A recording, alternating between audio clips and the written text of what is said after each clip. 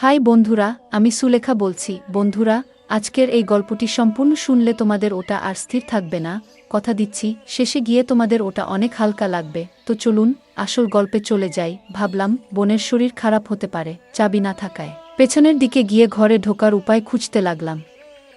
পেছনের রান্নাঘরের জানালা খোলা দেখে একটু স্বস্তি পেলাম। জানালা দিয়ে ঢুকে পড়লাম আর বুঝতে পারলাম বোনের ঘর থেকে কিছু অদ্ভুত আওয়াজ আসছে। দরজা সামান্য খোলা ছিল, তাকিয়ে যা দেখলাম তা দেখা উচিত ছিল না। ফিরে যেতে চাইলাম, কারণ যদি তারা জানে যে আমি এভাবে ঢুকে পড়েছি তবে তারা বিব্রত হবে। তাই আমি ভাবলাম কিছুক্ষণ বাইরে কাটিয়ে আসি। যে কোনো রেস্টুরেন্টে গিয়ে ২-৩ ঘন্টা অপেক্ষা করলাম, যাতে তারা তাদের মুহূর্তগুলো উপভোগ করতে পারে। আমার বোন দেখতে অনেক সুন্দর, শরীরের গঠন ছিল অনেক আকর্ষণীয়, যে কেউ তাকে দেখলে শুধু চেয়েই থাকে। বিয়ের পরেও মনে হচ্ছে সে আরও বেশি আকর্ষণীয় ও সুন্দর হয়েছে। আমার গল্পগুলো তোমরা শুনো, কিন্তু সাবস্ক্রাইব করো না দয়া করে। গল্পগুলো ভালো লাগলে ভিডিওটি লাইক, শেয়ার এবং চ্যানেলটি সাবস্ক্রাইব করো প্লিজ। ৫ মাস চাকরি করার পর আমি বদলি হয়ে আমার বোন এবং দুলাভাইয়ের কাছে গেলাম।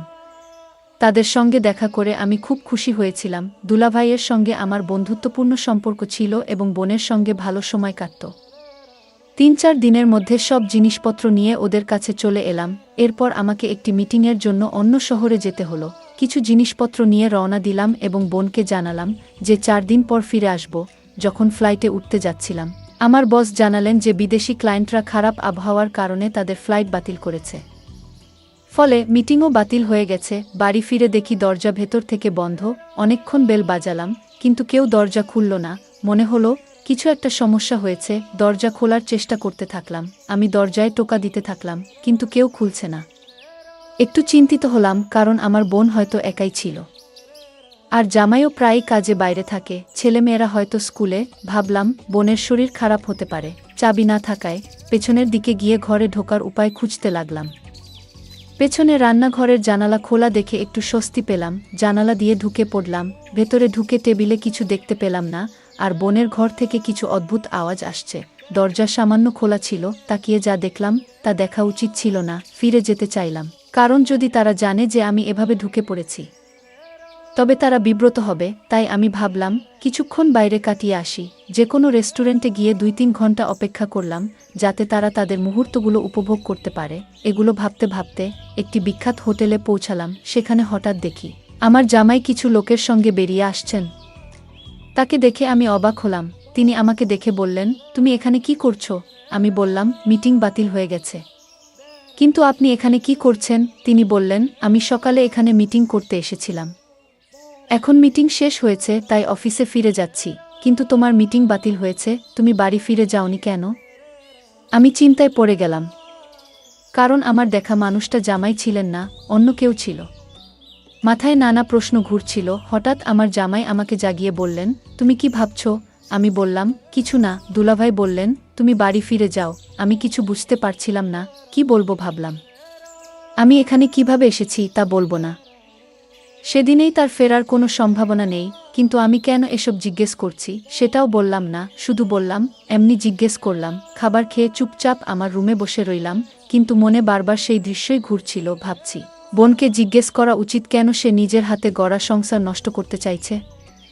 সে তো এত ভালো, স্বামীর প্রতি এত সম্মান, কোনো কিছুর অভাব হতে দেয় না, তাহলে কেন তাকে এভাবে ঠকাচ্ছে? কিন্তু আমি কিছু জিজ্ঞেস করতে পারিনি, কারণ পুরোপুরি নিশ্চিত নই কতটুকু সত্য বুঝতে পারছি না।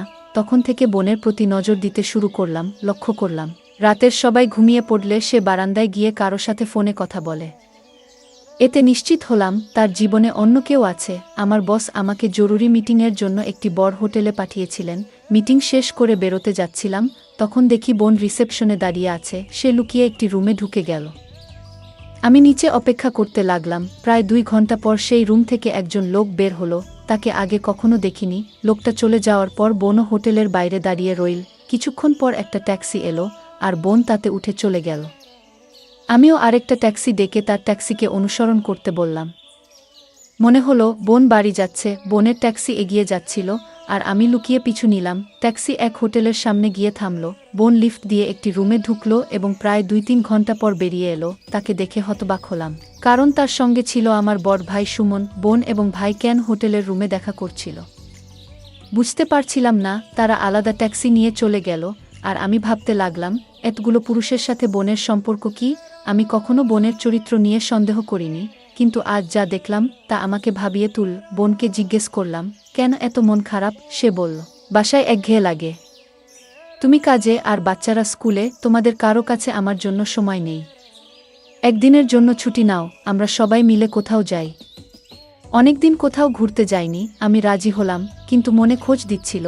আবারও একদিন অফিস থেকে তাড়াতাড়ি ফিরলাম, আর বোন দরজা খুলছিল না।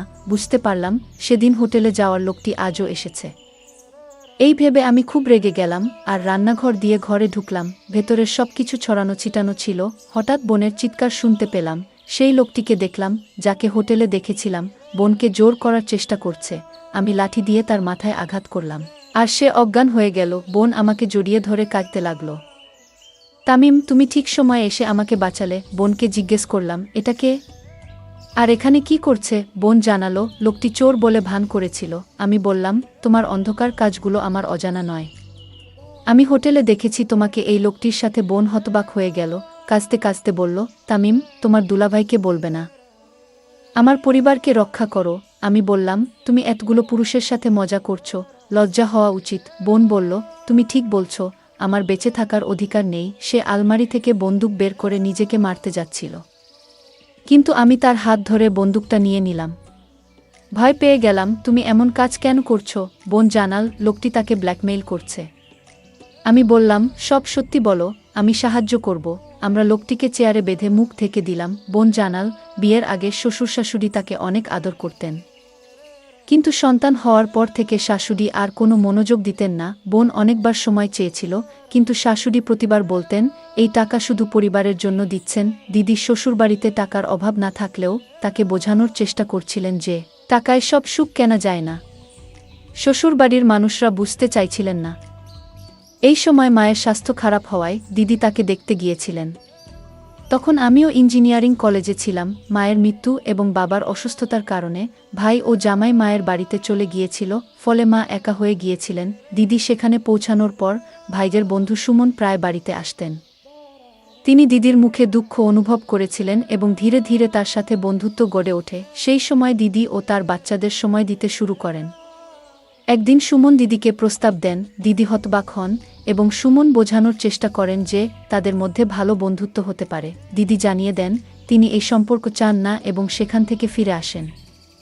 তবে শ্বশুরবাড়িতে ফিরে এসেও দিদি একাকী এবং বিষণ্ণ হয়ে পড়েন। হঠাৎ একদিন সুমনের ফোন আসে। তিনি আগের কথার জন্য ক্ষমা চান এবং বন্ধুত্ব করার প্রস্তাব দেন। দিদি রাজি হন।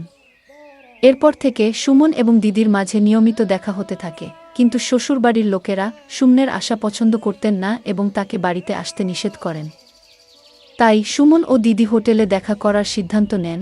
একদিন দিদি যখন সুমনের সাথে দেখা করতে হোটেলে গিয়েছিল, তখন সে তার সীমা অতিক্রম করেছিল। সুমন সমর্থন পেয়ে সে নিজের নিয়ন্ত্রণ হারিয়ে ফেলেছিল এবং এমন কিছু করেছিল যা কখনো কল্পনা করেনি। সুমন তাকে আশ্বস্ত করল যে এতে কোনো ভুল নেই এবং এতে শান্তি পাওয়া যায়। দিদি ফিরে এসে আবার যোগাযোগ রাখতে শুরু করল এবং সুমন পুনরায় দেখা করতে চাইল। সুমন তার বন্ধুর বাসা একদিনের জন্য ভাড়া নিয়েছিল। তার বন্ধু শহরের বাইরে ছিল, তাই সুমন দিদিকে সেখানে নিয়ে গেল। তারা সেখানে তাদের আকাঙ্ক্ষা মেটাল। ফিরে এসে দিদি আবার তার দৈনন্দিন জীবনে ব্যস্ত হয়ে পড়ে। একদিন সুমনের ফোন আসে এবং সে জানায় তার বন্ধু কুমার একটি ভিডিও তৈরি করেছে। কুমার তাদের শেষবারের সাক্ষাতে একটি ক্যামেরা বসিয়ে ভিডিও রেকর্ড করেছিল। এখন সে সুমনকে ব্ল্যাকমেইল করছে।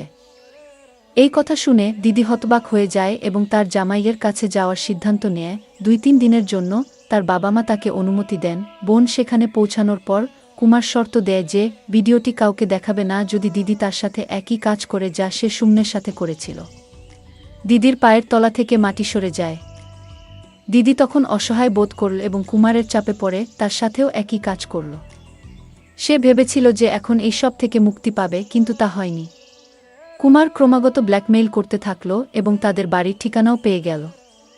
যে কোনো সময় সে বাড়িতে এসে তাদেরকে হুমকি দিত এবং ধীরে ধীরে টাকা দাবি করতে শুরু করে।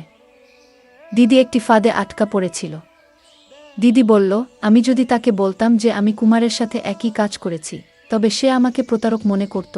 যদিও আমি প্রতারক নই। দিদি কাঁদতে কাঁদতে এসব বলল। এদিকে কুমারের জ্ঞান ফিরল।